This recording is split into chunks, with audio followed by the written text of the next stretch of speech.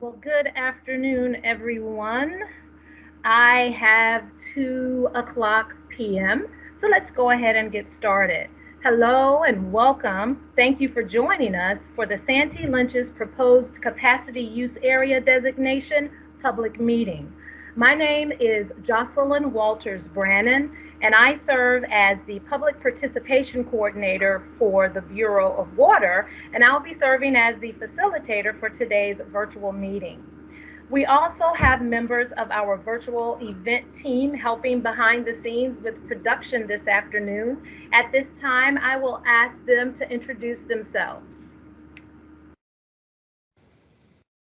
Hello, everyone. This is Laura Boyce.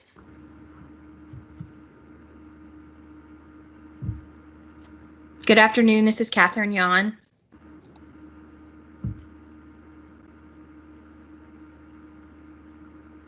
In just a few minutes, you will be introduced to DHEC staff from the Bureau of Water Quantity and Permitting section who are also involved in this virtual meeting. We're using this technology today to provide opportunities for continued participation in our regulation revision and decision-making processes while we do our part to reduce the spread of coronavirus by following current federal and state guidelines that promote social distancing. We want to hear from all who are interested, but as the state's public health agency, we must make public health and safety a priority. We thank you for joining us and encourage you to stay informed and help stop the spread of COVID-19 by visiting our website at scdhec.gov/COVID-19. Your participation today is very important to us, and we've gone to extensive efforts to ensure that everyone who is interested in engaging with us has the ability to do so. We are continuing to evaluate the tools to improve our experience with virtual participation, so please give us your thoughts in the feedback survey that will be posted on our webpage after today's meeting. I do have a few notes for using MS Teams this morning. We encourage you to close all other applications running on your computer and turn off other streaming devices or services at your location for the duration of the virtual meeting if you want to improve your connection. We also do suggest that you have your lines muted in order to minimize background noise and echoing so that everyone can hear the presentation and each other. Our tech team may help mute any live mics during the meeting to improve sound quality and to minimize background noise and echoing so that everyone can hear the presenters. And we also encourage you to keep your cameras off unless you're speaking.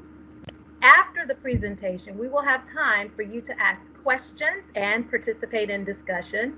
At that time, we will unmute lines and provide an opportunity for you to ask any questions you may have and share your concerns. Again, the tech team and I will be helping to facilitate Q&A after the presentation is finished.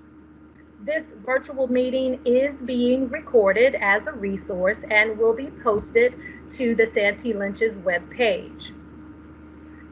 Alex Butler, Bureau of Water Manager for the Water Quality Permitting section, and members of his team will be presenting some information about proposed changes, after which members of the tech team and I, again, will assist with additional instructions for the Q&A portion of the meeting. And with that, I think we do have a full agenda. So Alex, I think we can go ahead and get started. All right, thank you, Jocelyn. I want to thank Jocelyn and the rest of the virtual meeting team for facilitating this meeting. It's a lot of work that goes into this, actually more than a normal public meeting, so I appreciate their efforts with that. Today we're here to talk about the proposed Santee Lynches capacity use area, and that's a 6-county area of Chesterfield, Clarendon, Kershaw, Lee, Richland, and Sumter counties. Their agenda today, we're going to give a brief overview of what the capacity use program is. We'll give a little bit of a background on the Santee Lynches County area, a little background. We'll then do some information on current and historical water use in the area. We'll then go over the current groundwater conditions that we see in the area. Then we'll have a summary and next steps before we open it up for questions. I see a lot of familiar names in the participant list, so hopefully a lot of this information is review for you. For those that are new to this, hopefully it's presented in a way that you're able to follow along. But if you have questions after this meeting that you don't want to bring up, feel free to reach out to us, and we'll be happy to work with you to get that information that you need. So just a brief overview of what the capacity use program is. Water policy in the state of South Carolina has multiple groups involved, and this is a graphic that actually Clemson Extension put together to try to show the different roles of the agencies, the state agencies in water policy. I really like this slide because it shows kind of where everybody's lanes are, but it was missing a little something, and that's all the other organizations that are involved in water policy. And I see a lot of those organizations in our participant list today, and I'm happy to see them. But today we're going to kind of focus on DHEC's role, which is regulation. And in DHEC we have regulate the groundwater and surface water permitting. Again, we designate areas as capacity use areas, and we also involve stakeholders in education and training opportunities. So the capacity use program is part of our groundwater use and reporting program, which has been active since the 1970s. We issue permits for groundwater withdrawal in a designated capacity use area of the coastal plain for users that are going to use over 3 million gallons in any month. And that's roughly equal to an inch of water per week on 28 acres, or what an average of 1,000 people would use in a month. Outside of capacity use areas, the users must still register their wells and well systems if they're going to use over 3 million gallons a month, and they register and report that information to us, but it's not a permit. All registered and permitted groundwater withdrawers, again, should be reporting their annual water use to the department, and this information is very important for water planning that's done statewide. All this information goes into groundwater models, water demand projections, and that sort of thing. We also have, as part of our section, the surface water withdrawal permitting and reporting program, and that's a newer program that's been in since June of 2012. Again, we issue permits and registration statewide for over 3 million gallons a month for surface water, and all registered and permitted withdrawers report their use to us as well. But today we're going to be focusing on the groundwater side of things because the programs are different, but today we'll be focusing on the groundwater side. On the groundwater side, we have this legislative declaration of policy. I mean, it's very important because it guides how our program administers the program. So I'll read it out. The General Assembly declares that the general welfare and public interest require that groundwater resources of the state be put to the beneficial use to the fullest extent to which they are capable, subject to reasonable regulation, in order to conserve and protect these resources, prevent waste, and to provide and maintain conditions which are conducive to the development and use of the water resource. So kind of the important part of this statement is to put to the beneficial use to the fullest extent to which they are capable. One of the concerns we get a lot is that, we're kind of in the business of telling people they cannot have water, and that's actually the exact opposite of what we're directed to do by the legislature. So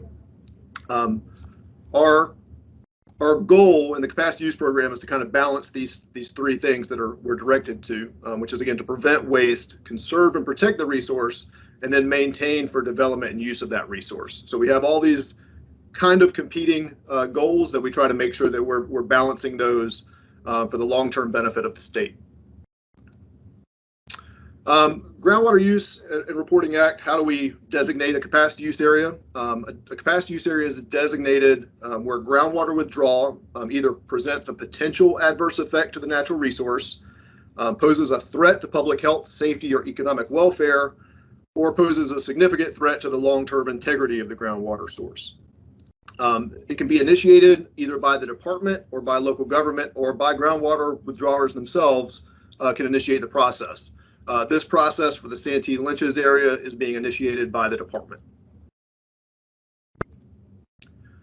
With groundwater permitting, permits again are issued to those that will withdraw groundwater equal to or greater than 3 million gallons in any month within a capacity use area. So Typically, that's public water supply systems, industrial systems, some irrigation, golf courses, mining, and some thermoelectric power. We do have some other categories, aquaculture, and then we have a kind of a catch-all of other that most of those are actually groundwater remediation activities. But these are typically the water use categories that we're collecting information on. And with that, I'm going to let Lance Foxworth, one of our hydrologists in the section, give you a background on the Santee Lynches area.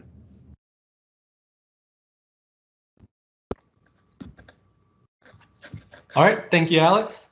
As Alex said, my name is Lance Foxworth, and I serve as a hydrogeologist here at DHEC within the Water Quantity Permitting Program. Like Alex said, the portion of my presentation will be focused on some of the generalized background information in the Santee Lynches capacity use area. More details as you go through this presentation today can be found in the report online, but to start it off, we'll just kind of start talking about the capacity use areas themselves. There are currently 5 designated capacity use areas in the state of South Carolina. The Santee Lynches would be the 6th capacity use area. The first capacity use area was the Waccamaw capacity use area, designated in 1979 and is Horry and Georgetown counties. The second being the Low Country, highlighted here in yellow, which was designated in 1981. The third being the Trident capacity use area, incorporated with Charleston, Berkeley, Dorchester counties, was designated in 2002. In 2004, the PD capacity use area, here highlighted in green, was designated in 2004. And in 2008, Hampton County was incorporated into the Low Country capacity use area.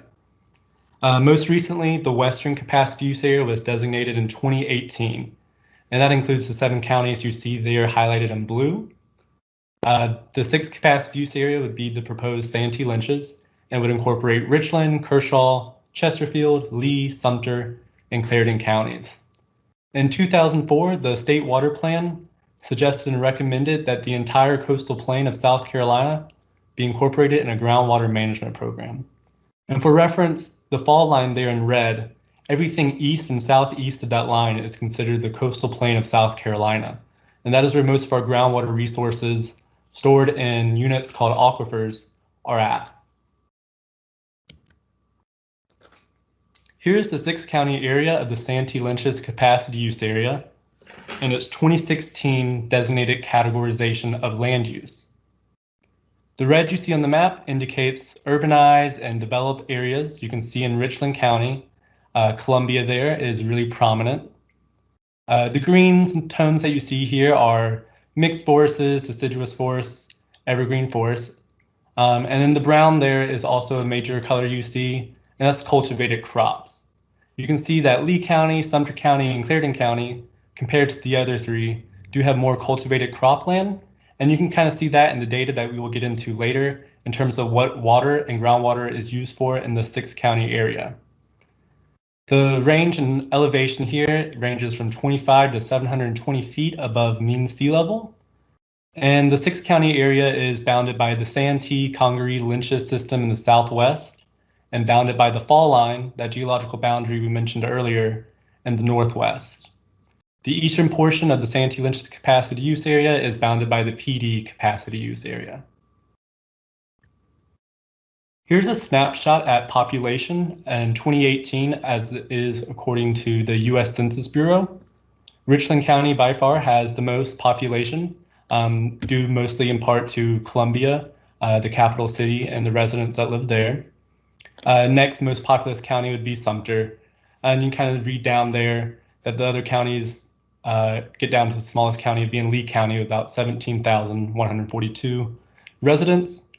We use population data to look at the amount of water that an individual person would consume, and we use that in projections and understanding how the water is used by population, mostly with water supply.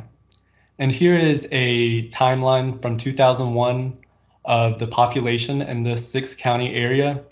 Again, you can see for the entire 20 years here, Richland County is by far the most populous county. And with the recent Census Bureau done every 10 years, 2020, we will have updated numbers to more accurately represent the population of these counties. And that can help better inform us about water use. And in addition, we have a geopolitical structure in the proposed Santee Lynches area. One political structure that South Carolina has are called councils of governments. The Santee Lynches capacity use area is part of 3 separate councils of governments. The Santee Lynches Council of Government incorporates 4 of the 6 counties, with one county, Chesterfield County, being part of the PD Council of Government, and Richland County being a part of the Central Midlands County Council of Governments. In addition, Chesterfield, Clarendon, Lee, Sumter counties are governed by a council administrator form of government. Kershaw and Richland counties are governed by a council form of government.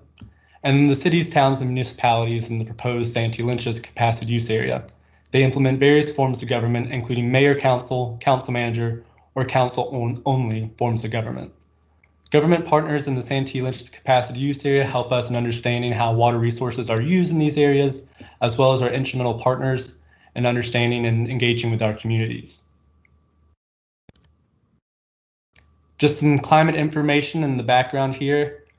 Santee Lynches area is in the middle portion of the state, and just like much of our state, enjoys some nice temperate climates. Here on the left, we have our maximum annual climate normal temperatures, and on the right being the minimum. These maps are updated every 10 years, and since 2020 did just pass, these are expected to be updated soon, and will be included in future reports as well. In addition, here is the climate normals for precipitation. Being in the central portion of the state, we are receiving probably between 45 and 50 inches of rain a year in the Santee Lynches capacity use area. It does not enjoy the added benefit of extra precipitation that is seen in the upstate region, in which enjoys more of a temperate rainforest climate in lower Appalachia, nor is this area heavily influenced by the coastal storm cells and the coastal systems that add a little bit extra precipitation there along the coast. Drought really informs us in terms of water management. As many our irrigators know that, it's not even necessarily how much rain rains, but when, what part of the year, and which area of the state gets it. We have had several really intense droughts that have been felt across the state. One of the biggest ones being between 2000 and 2002. This drought really was part of, I think, of a larger conversation of water management and how the state plans to treat water and how are we going to best plan in order to mitigate against the harmful effects of drought and extreme weather events. And so here's the hydrogeologic setting section here. So this could be a little complicated, so I'm gonna try to break it down as best I can for y'all. In this image here on the left, D to D prime, you can see that as the line that goes from down in the southwestern corner of South Carolina there, and goes all the way up through Dorchester and Berkeley County, through Williamsburg, and out of Marion County into Dillon County in the northeastern section of South Carolina. The highlighted red here represents A to A prime, and I have it highlighted here as a red dotted line on the D to D prime. So the A to A prime line is kind of going from our northwest to our southeast. Oops, sorry, go back one. And so the A to A prime represents a lot of what our underground hydrogeologic structure looks like in counties like Aiken, Barnwell, Bamberg. The aquifers here, as they are highlighted in blue, are our water-bearing units. And these are the sources that our wells tap into in order to retrieve groundwater. As we go across the state, though, you can see that the diversification and the options of aquifers limits as you move north along the state. And so we'll kind of see that process happen here as I move on to B prime. So again, I have the red line here highlighting on our strike D to D prime, and then our dip, our B to B prime here. And so in our counties, Richland, Chesterfield, Kershaw, Lee, Sumter, Clarendon, these counties are closer to the fall line. And what you can see here is that the depth between the surface and the pre-Cretaceous basement, which is the hard rock at the bottom, which doesn't necessarily hold a lot of groundwater resources. Most of our groundwater resources are stored in our aquifers, the unconsolidated sediments, separated by our confining units, which are typically clays and compacted sediments that prevent the flow of water from one aquifer to the next. So you can kind of imagine these aquifers being like a layer of stacked underground lakes in which our wells access water, our underground water resources. And so as you get closer to the fall line, the depth of our aquifers and the amount of water to be tapped in the aquifer system is less than, say, as you go further down to the coast, where it can range from 3,800 to 1,100 feet below surface of different aquifers you can access.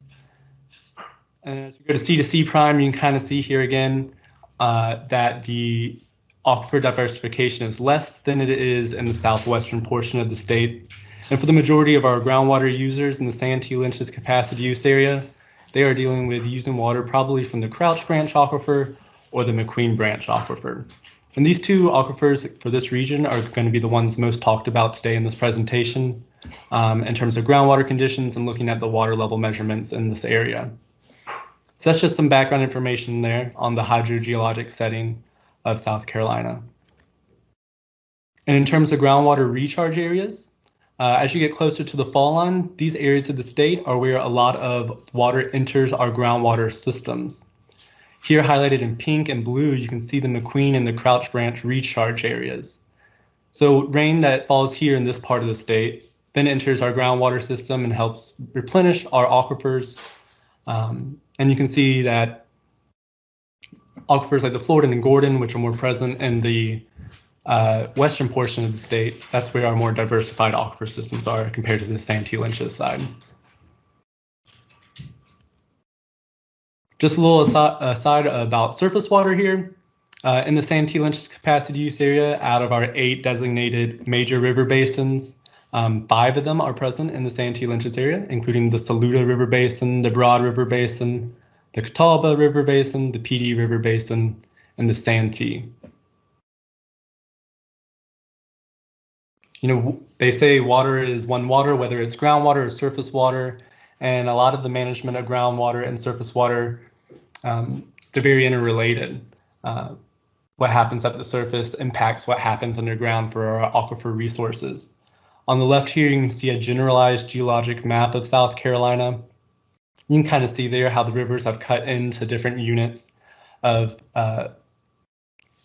sediments from geologic past. And on this image here on the right, this is really trying to highlight how interactive our groundwater and our surface water resources are. Just as rain enters our groundwater resources through the surface, so can groundwater resources then re-enter our surface water systems, our rivers, our streams, and our lakes. It's all a very interrelated system. And then I will now pass the presentation off to Ashley. Ashley Carruthers is a hydrogeologist here with us in the water quantity permitting section, and she will walk us through our current and historic water use. Thank you, Lance. As Lance said, my name is Ashley Carruthers, and I'm a hydrogeologist at the water quantity section, and we will be looking at the current historical water use.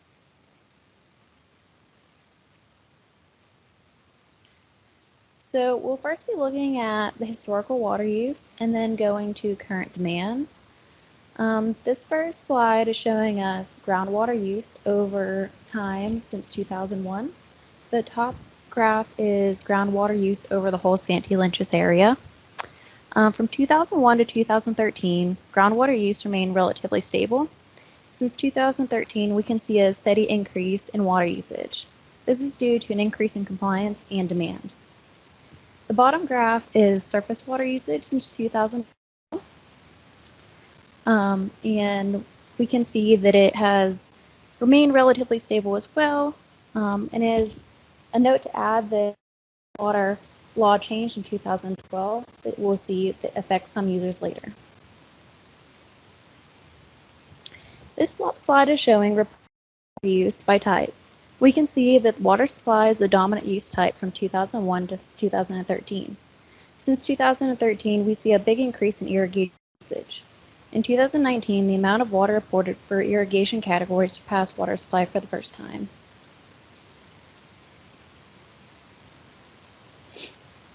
We're now looking at reported groundwater use historically by county.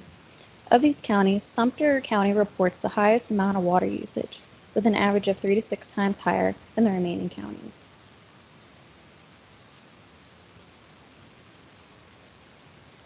We'll now be looking at each type use and historical demand across the Santee Lynches area. The first type use we'll look at is irrigation. On the right is a location map of the 277 wells that are registered as irrigation. The graph shows historical water use since 2001 to 2019. In blue, we have reported groundwater use, and in orange, we have reported surface water use. Here, again, as mentioned earlier, we can see the steady increase in reported water use since 2013. Some of the increase we just seen was due to increased reporting, but a lot of that increase is also due to irrigated acres increasing over time. From the graph, you can see that Clarendon, Lee, and Sumter counties, there's increase in being irrigated from the USDA.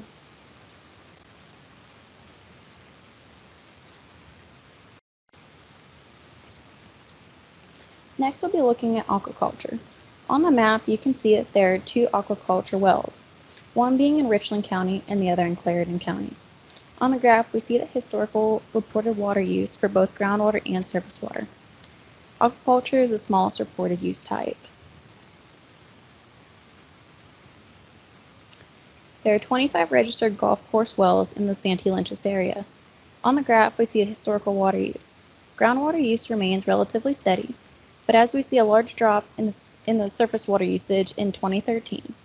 This is due to the surface water law changing and being implemented in 2012.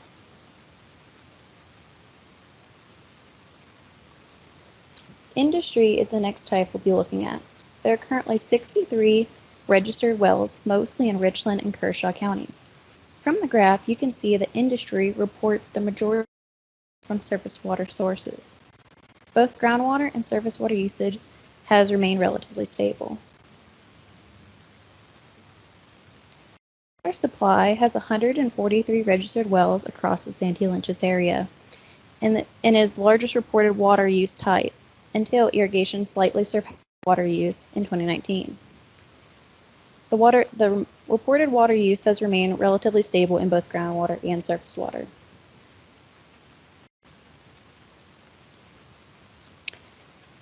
There is only one registered mining well in the Santee Lynches area, located in Richland County. From 2001 to 2007, there was only the use of groundwater reported to the department. From 2008 to 2018, both groundwater and surface water use was being reported. In 2019, only surface water was reported to the department.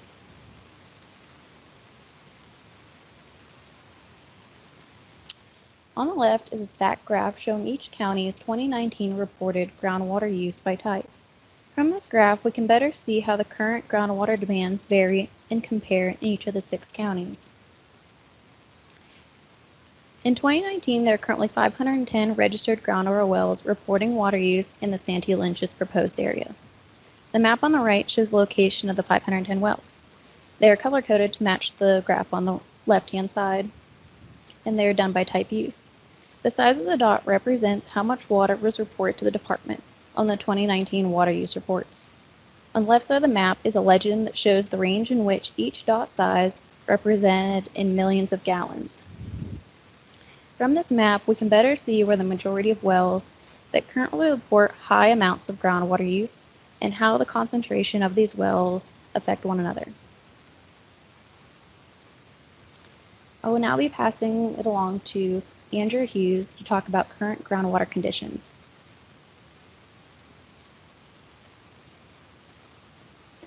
Hi, everybody. This is Andrea Hughes. Thank you for attending our virtual meeting today. I'm going to talk a little bit about how we use water level measurements to assess the groundwater conditions in the aquifers in the state as a resource. So we make water level measurements in observation wells that are located throughout the South Carolina coastal plain. And we use these water level measurements in two ways. First is in a time series way at a specific location. These can either be manual measurements in the well, or sometimes these wells have data loggers inside them, which will record water level, for instance, every hour, and we'll get a daily average from those recordings. So what that answers for us is how has the water level at this location changed over time? The second way that we use water level measurements is to obtain a snapshot of water level in wells screened in a very specific aquifer that we're interested in studying. So what this will answer for us is what is the current condition of groundwater over a larger area? And the wells that we use, that we obtain this data from, are maintained by either South Carolina Department of Natural Resources or the U.S. Geological Survey. Before I get into this, I want to make note up front that the wells that are installed, the observation wells in the Santee Lynches area, have typically fairly short periods of record. They go back to about 2008, 2009, and there are two wells that go back 20 years to about 1999. And I want to show you the monitoring network that is maintained by the Department of Natural Resources. So as you can see, they have a variety of wells throughout the state. Unfortunately, we don't have a great deal of coverage in some of the counties in the Santee Lynches area and in other parts of the state. But we do have a very robust system, and it's data that is maintained and updated frequently by the Department of Natural Resources. So first, I'm going to work sort of down stack. As Lance discussed earlier, we're concentrating on the Crouch Branch Aquifer and the McQueen Aquifer. I'm going to start with the Crouch Branch. If you remember those images of the stacked aquifers that Lance presented, the Crouch Branch is a little bit higher up in that stack of aquifers. So there's a well that I'm going to be presenting in Chesterfield, in Lee, Sumter, and Richland counties, sort of a steady move away from the fall line. Because as you remember, closer to the fall line, these aquifers have a tendency to coalesce and more or less become one without these confining units in between them. So looking at these, what we call hydrographs, so this is the water level measured below land surface in feet in these wells. On the vertical axis is the water level in feet, and across the bottom is the date range. So looking at the Chesterfield well, it is screened in the Crouch Branch. The depth of that well is 175 feet. And as you can see, it has not changed a great deal. It has even come up just a little bit in starting in about 2016, 2017, and we have had some wetter years recently. And this well is fairly close to the fall line, and we would expect it to be more influenced by changes in climate, by wetter conditions, drier conditions, that sort of thing. So this is what we believe we're seeing in this particular well. So if you look to the plot on the right, that's in Lee County. It's also screened in the Crouch Branch Aquifer. The well depth is fairly similar at 202 feet. And what you're looking at here is during the summertime, we have various levels of drawdown. And it's not a great deal. If you look at the vertical axis, the greatest drawdown is perhaps 6 feet. And during the fall and winter, the water level returns to a more normal, to the normal, non-pumping conditions. And that's what we're assuming is happening here, is that these drawdowns are withdrawal during the summertime. And even the rebound, if you look at this chart, the rebound during the fall and winter has even come up a little bit through time since about 2012, 2013. So the next well is in Sumter County. It is a depth of 183 feet, also screened in the Crouch Branch Aquifer. The red dots that you see at the beginning of this line are all manual measurements, whereas the blue lines on all of these plots are from those data recorders that are left inside the well and checked regularly, calibrated, and so forth. So as you can see here, overall, the water level has come up quite a bit, quite a bit, by a few feet. And there isn't really a marked summertime drawdown as we saw in the previous well. But it has remained fairly stable, and the rebound always comes back up to a normal level or a shallower closer to the surface. And then the next well is in Richland County. And this particular well record is what we would consider to be kind of noisy. But overall, the average water level has not changed a great deal. Some of it is higher, some of it is lower. It doesn't seem to correspond to any sort of summertime drawdown that we would expect. But overall, it has remained fairly constant within about 6 feet, from 56 feet below land surface to about 62. So next, I'm moving on to the McQueen Branch Aquifer, and there are 5 wells I'm going to be discussing here.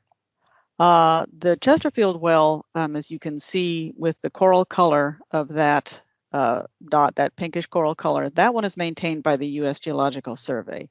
The other 4 wells are maintained by the Department of Natural Resources. And again, I'll be moving through these wells sort of from closer to the fall line to a little bit further away from the fall line. So Chesterfield, Lee, Sumter, Richland, and Clarendon County. So this first well, Chesterfield well, is in the McQueen Branch, and it's a fairly shallow well. It's only 90 feet. So it is going to be subject to more rapid recharge due to local climate conditions. And just like the other Chesterfield well in Crouch Branch, you can see that this one has come up. The water level has increased since about 2017. And again, we've entered a wetter phase since the droughts that we've had. Next is the McQueen Branch well in Lee County, and it's much deeper well. It's 356 feet. And as you look at this, you can see that it experiences drawdown every summer, but it's still coming back to the previous level, about 15 feet, a little less than that. The one thing that you will notice is that the drawdown is becoming deeper and deeper through time to about the summer of 2018, 2019, it is dropped about 20 feet. So in Sumter County, the McQueen Branch well that I'm presenting here has a depth of 546 feet. It's one of the deepest McQueen Branch wells that I'm presenting. As you can see, it also experiences drawdown during the summertime with rebound. However, the overall trend of this well is downward, and so the general decline of water level at this location is about 10 feet, from about 65 feet below land surface to about 75 feet below land surface. In Richland County, the McQueen Branch well is 420 feet, a little shallower, and it has remained fairly constant. There was a slight decline, and this is one of the longer records that we have here from 1999. There was a slight decline through about 2006, and then it has remained fairly constant since then. Again, this is what we would consider a fairly noisy well record, and there's no clear summertime drawdown that is apparent here. And finally, this is the McQueen Branch well in Clarendon County, and it's one of the shortest records we have. It's only 5 years. There is a summertime drawdown apparent in this record, but it does rebound typically to fairly normal records. And the drawdown is not that severe. It's about 4 feet, except for that one summertime drawdown in 2015. And it has remained fairly constant through this period of time, beginning in 2015. So the next thing that I'm going to talk about are these snapshots that we make, the potentiometric maps that the Department of Natural Resources produces and that we look at and study as we consider the health of groundwater in these systems. So just a little background, I'm going to give you all just a slight hydrogeology lesson here. There will be no math involved, I promise. So If you have a well that's screened in a superficial aquifer and you measure the water level in that well, you are measuring what is referred to as the water table, which is the free surface of groundwater, one that is directly recharged by precipitation, infiltrating into the ground. Now, a potentiometric surface is developed from measurements taken in wells that are screened in a confined aquifer. And as you can see on this image on the right, that well is screened within the confined aquifer, and the water level in the well is a representation of the pressure of the combined water and material overlying that well. And water in general moves, well, water, not in general, water always moves from high to low water levels, or high to low hydraulic head is what we call it. So what we do is we combine those measurements, and whenever there are points of equal water elevation, you can kind of think of this as a contour map or a hill, as I have represented here. Lines of equal elevation of a hill can be joined together. And when you see those lines spaced more closely together, it's a steeper hill versus a valley where you see the lines kind of broaden and spread out. And these red arrows, for example, say if it was a hill that didn't have any trees or bushes on it and you put a ball on top and you let it roll downhill, the path of that ball would take would be perpendicular to those contour lines, or those lines of equal elevation. And it would always roll along that path perpendicular to those lines. So if we're talking about water, so if I flip this around, this is a sort of a graphic of what could be a potentiometric surface map.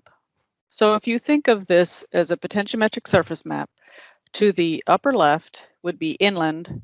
You can see the coast along the lower right in the brown line. There are two pumping wells that I've represented in this map. They're represented by the circles, the black circles with the cross in between them. And the dotted red lines are the flow paths of groundwater. And as you can see in the upper left, the flow path represented by that arrow starts out perpendicular to those potentiometric surface lines that have been drawn. And then it moves, its path would normally be straight to the coast, but because of that pumping cone or cone of depression, its flow path has been directed towards that well. And in coastal areas, this is a problem because not only can it draw things that you don't want necessarily in a well into a well, one of those things, especially in the coast, is it can reverse that gradient of that kind of slow net groundwater flow to the coast and bring salt water inland into those wells. And we have had that occur in some coastal areas of the state. So what I'm going to show you next are some of the data that we have collected, that have been collected over the years. We do help DNR out in the field collecting these measurements. So what you're looking at here is a map of the proposed Santee Lynches area counties, and the blue lines are those potentiometric surface lines. So the Crouch Branch is essentially a confined aquifer in these locations. It becomes less so close to the fall line, but on the left side you see these contour lines as they would have been pre-development, and we consider pre-development to be 1900. These lines were generated by historic water level measurements, as well as the groundwater flow model that was developed by the U.S. Geological Survey for this area that was published in 2010. And on the right-hand side is a potentiometric surface map of the Crouch Branch Aquifer from measurements taken in the fall of 2016. And as you can see through Lower Sumter and Clarendon counties in particular, that, for example, through Clarendon County, the pre-development contour line is 125 feet there. And on the right, the contour line in 2016 is 75 feet. So we have seen declines in that area. So to kind of specifically get more precise numbers, what we did was we took the difference between the pre-development and the 2016. So instead of being the potentiometric surface in feet relative to mean sea level, as you're seeing here, this map is the lines are areas of equal water level change. And so this is not relative to sea level, it's just how much has that water level changed. So as you can see through Sumter and Clarendon counties, it has declined through 2016 by more than 60 feet. So if we look now at the McQueen Branch aquifer, what you're looking at on the left, again, is pre-development. Again, we consider that to be 1900. And on the right are fairly recent measurements in the McQueen Branch aquifer taken in the fall of 2019. And in the same way, what we're looking at are declines through Sumter and Clarendon counties that have occurred. And again, these measurements are feet relative to mean sea level. And then this next map is where we took the difference between those two maps, between pre-development and 2019. And as you can see, just as with the Crouch Branch, there have been declines in the water level in the McQueen Branch aquifer by more than 75 feet. So at this point, I'm going to hand over the presentation to our manager, once again, Alex Butler, and he will wrap things up. All right, thank you, Andrea. So just want to kind of summarize again what the goal of the program is and what are the next steps in this process. So when we're thinking about groundwater, it's helpful to think about a groundwater balance. We have our, it's just like your savings or checkings account. We have deposits, our groundwater deposits, that's groundwater recharge or water that flows in from the surface, or in some cases it's actually injected. And then we add that with our change in water storage, and that's the change in those water levels, or the system can actually compact. Those two things have to equal our natural uses of the water. So that's, discharges to springs, direct evapotranspiration from the aquifer, surface water discharges, plus what we withdraw from wells, which is, for water supply, industrial or irrigation wells. And so if we increase our withdrawals, that means we have to change this equation somewhere. So we either have to reduce the natural withdrawals or somehow increase the deposit. So just when you're thinking about groundwater, it's helpful to kind of think about it this way, that if you change something on one side of the equation, you have to move it, get it from somewhere. So this is just kind of a rough graphic trying to explain, how we view the program. And this graphic, what we're looking at is a 3 aquifer system. We have the superficial aquifer number 1, a middle aquifer number 2, and a deeper aquifer number 3. As you remember, Andrea talking about that potentiometric surface, those are represented by the color-coded lines you see up at the top. And you can see that deeper aquifer number 3 is actually under what we call artesian conditions. So if you drilled a well into it, it would flow up out of the well. So this is kind of what we would consider a pre-development system, where we have that deeper aquifer unit, trying to move up through the stack. What we're trying to avoid is an unmanaged system. So we have the same system here, and now we've added some pumping wells. We've added a large industrial well that's screened across multiple aquifers. We've added a large irrigation well that's maybe only screened in one aquifer, and then we also have a domestic supply well, and those are typically in the shallow aquifer. And if you look at the graphic and you see the little black boxes in those wells, those represent the pump, the well pump. And so in this scenario, the large industry got everything it wanted. The irrigator got the water it needed, but it probably had to pay more for electrical costs because it's having to pump that water higher. And then our poor domestic user, they have their well still has water in it, but it's below the level of their pump. So in this scenario, the domestic user is not going to be able to utilize their well. And that's kind of what we're trying to avoid, is all these wells clumped together. with different screened intervals across multiple aquifers. And what we're trying to do is more of a managed system. So we have now the same graphic, we have the same users, but what we've done is we've told this industrial user to only screen their well in the deeper aquifer. So we're gonna have that industrial user screen their well in the deeper aquifer. The agricultural user is going to continue to screen theirs in the middle aquifer, and then the homeowner there is screened in the shallow aquifer.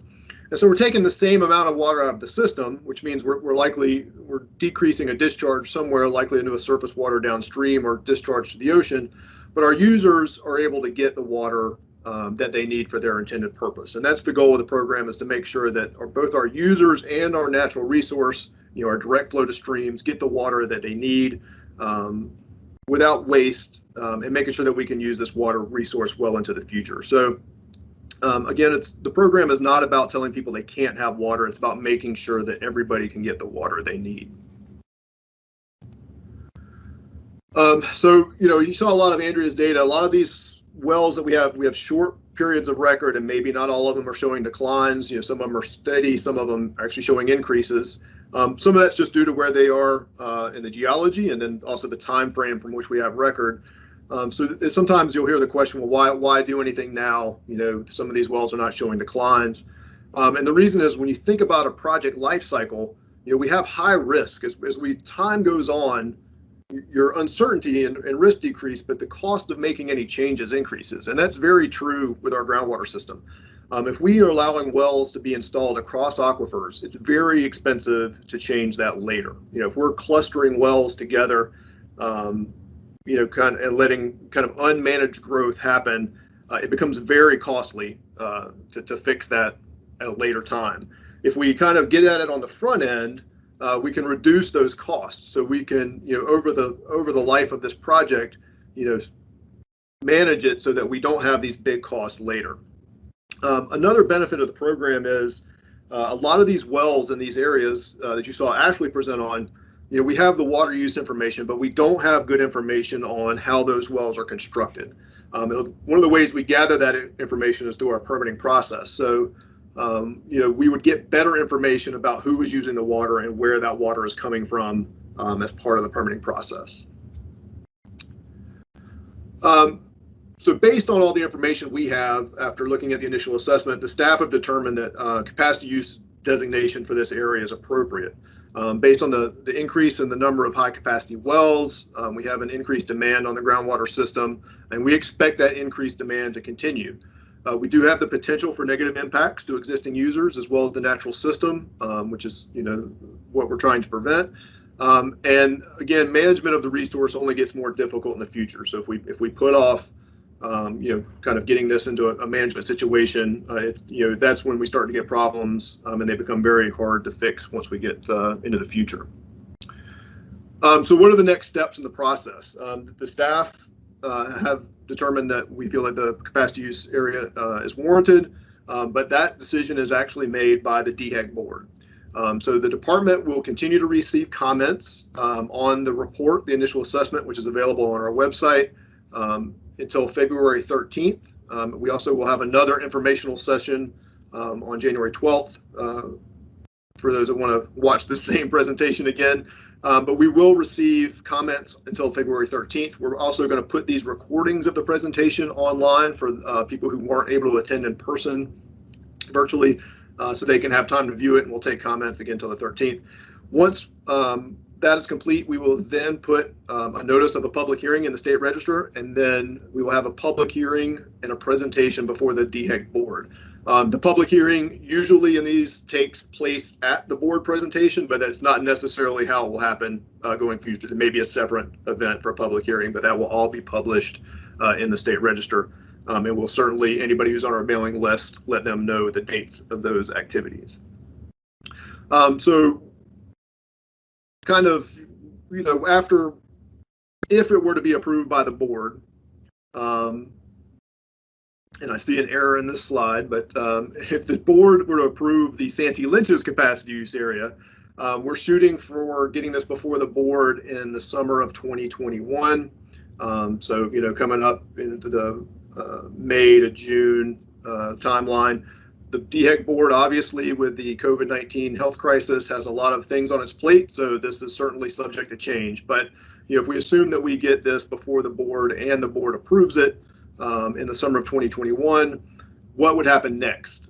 So the next things that would happen would be in the summer of 2021, we would begin an outreach and information sharing program, and we'd be utilizing our partners with Clemson Extension and DNR to kind of get that information out to let people know that this is past the board and what the process is.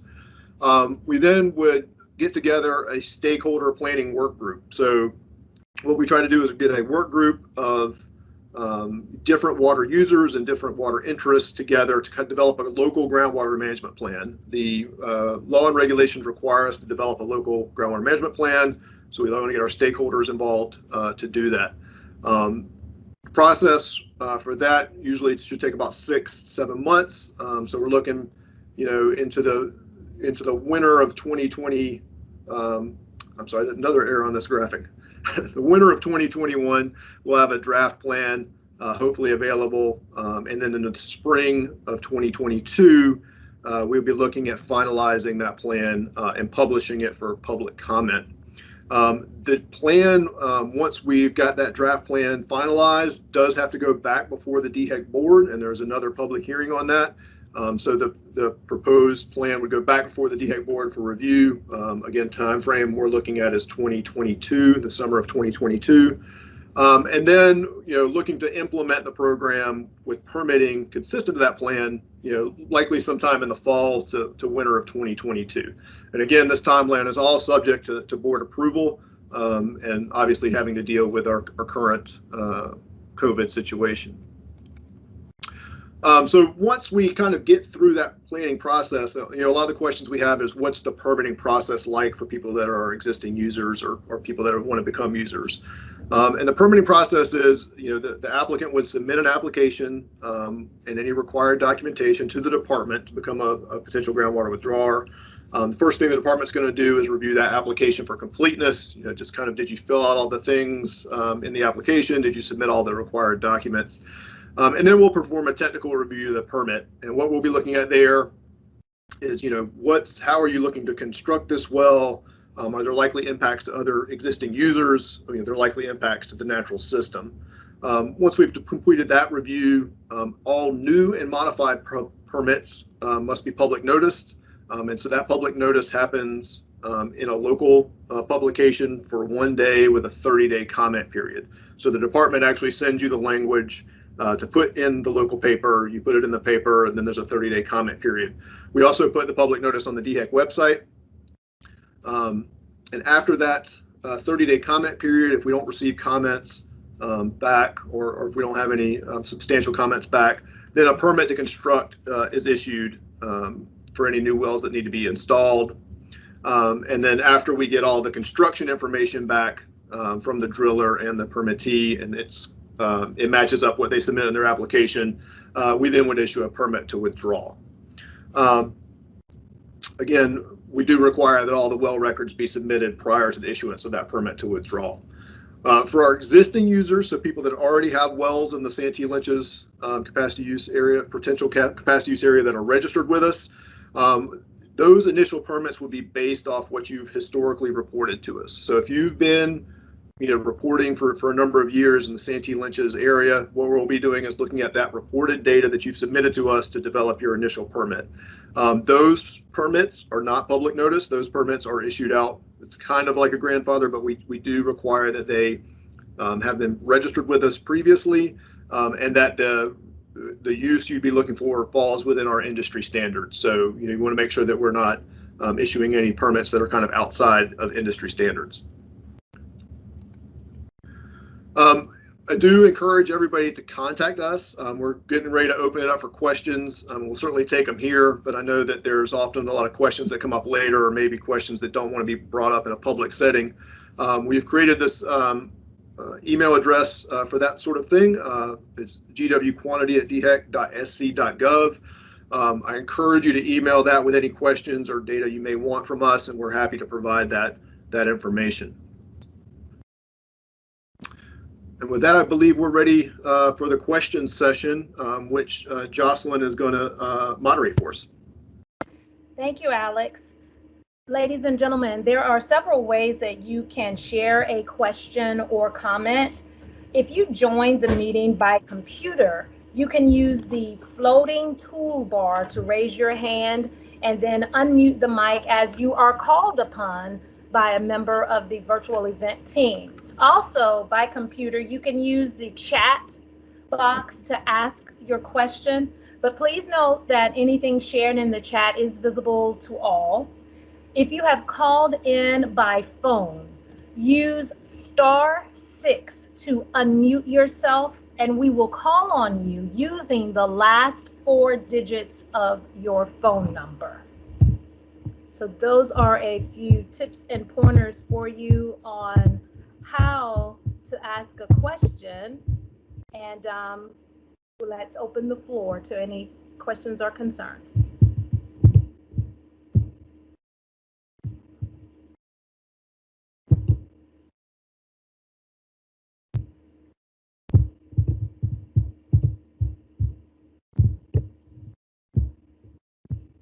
Don't be shy.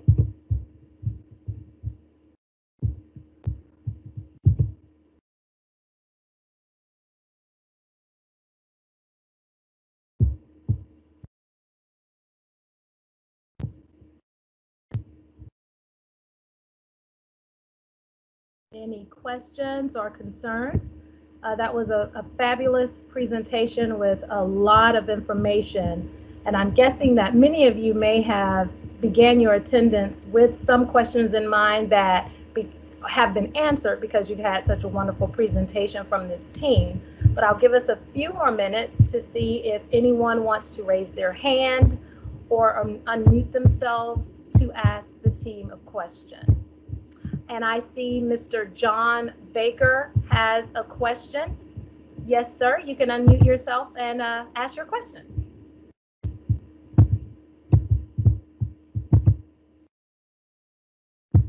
Mr. Baker, we can't hear you. Let's see. I might be able to unmute you. All right, Mr. Baker, please go ahead.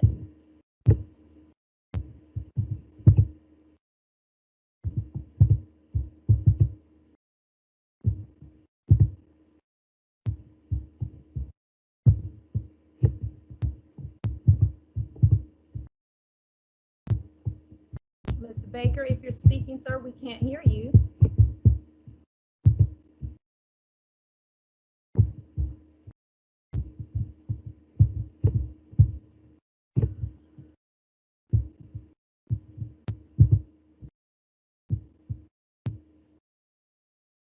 Mr. Baker, you're going to need to unmute yourself, sir. Okay, can you hear me now? Yes, sir, we can. Welcome. Thank you. Thank you for your patience. Sorry about that. Yeah, the question I have is for existing groundwater users, those that already have wells and have been using groundwater. Can you talk about any potential impacts on existing groundwater users and what this designated capacity use area would have on them? Yes, sir. So existing users should be registered with us. What we found is there's usually 2 types of existing users. We have those that are registered as required by the law and the reg, but we've also found people that maybe were unaware that they should have been registered. So if they are registered prior to designation, again, what we would do is look at historical use to kind of issue that first permit. So we'd be looking at what your historical use has been, as well as what your need is. So if you're let's say if you're irrigating crops, how many acres are you irrigating, what's your crop, and develop that initial number based off of kind of those 2 pieces of information.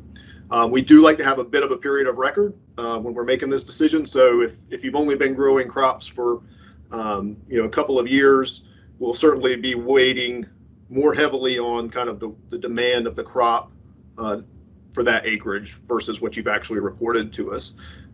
If you've had a long period of record, so if you've been reporting water use to us for 20 years, we have a good sense of what your water demand would be and would issue those permits accordingly.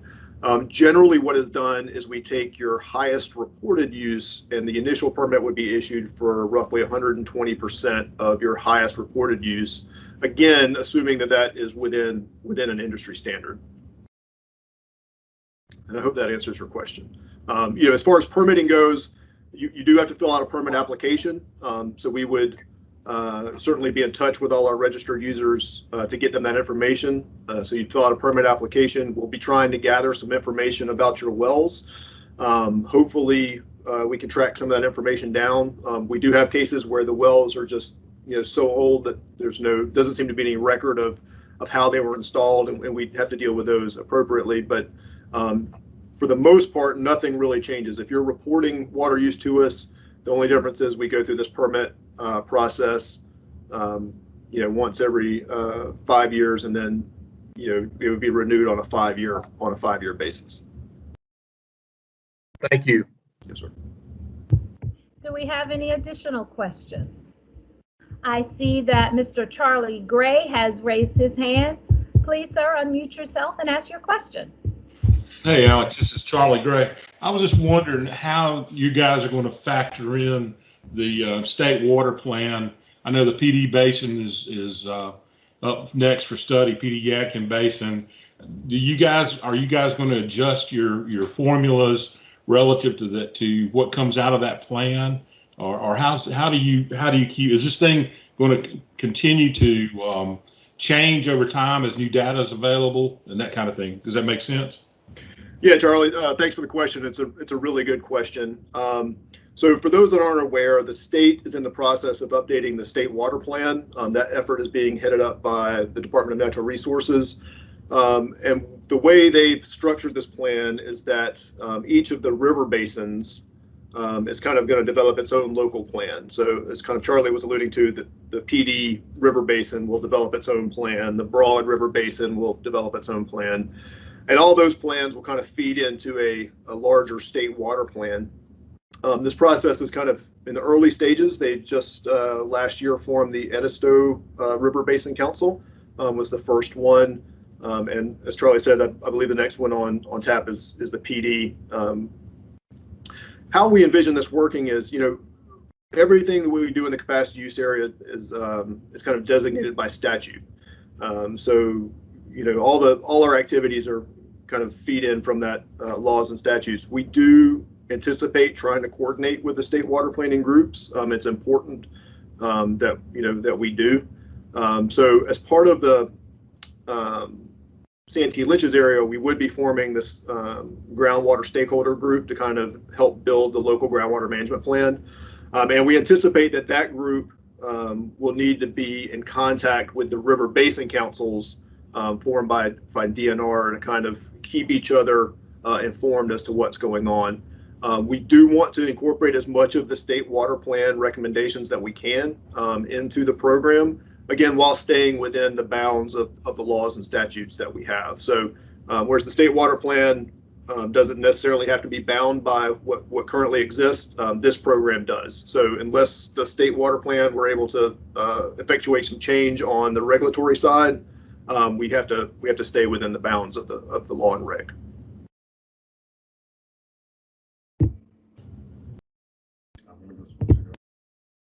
Okay, Charlie, I hope that was an adequate answer to your question, sir.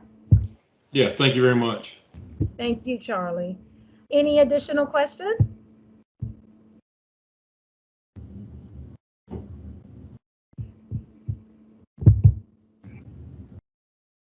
Any additional questions? I think we did have something pop up in the chat. And Alex, I'm reading the question here. It says, did you indicate initial permits will be based on existing approved pumping capacity or investment for maximum production if historical use has not been at full production?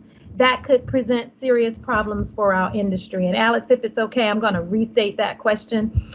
It's coming from T. Lavender, who is asking, did you indicate initial permits will be based on exiting approval I think that he meant existing approved pumping capacity or investment for maximum production if historical use has not been at full production. That could present serious problems for our industry.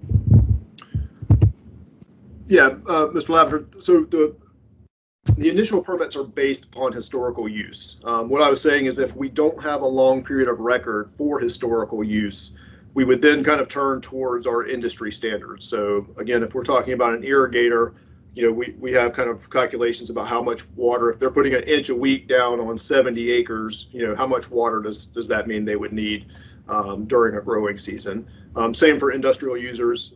We would, if they have been using water, let's say they have a 5-year period of record, but when they submit their application, they say, yes, we have a 5-year period of record, but we plan on, expanding, or we've already begun expansion of an industrial site when we'll need additional water. That's just something we would ask for some documentation on. So, all right, we understand that your needs may not be, the past may not reflect your future needs. So if you need additional water in the future, that's when we'd start asking for some additional documentation on your water demand and evaluating how that additional water demand may impact the users nearby as well as the natural system. Thank you, Alex. Tommy, I hope that answered your question. Yeah. I'm not seeing anything in the chat. Any additional questions, anyone?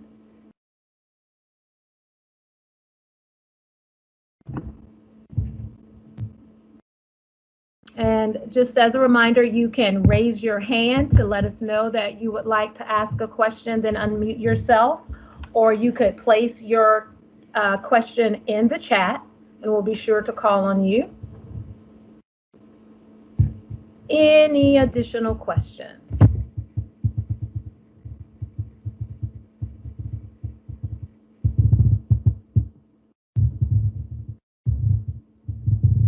We are not rushed, and we want to make sure that we provide an ample opportunity for anyone on the call today to ask their question. And it looks like we did get one in the chat. Well, it's not a question, Alex. It's actually from our amazing Congaree Riverkeeper, who says, thanks for the presentation.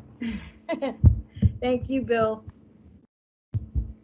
We'll take compliments as well as we ask for any questions from you guys. Any additional questions?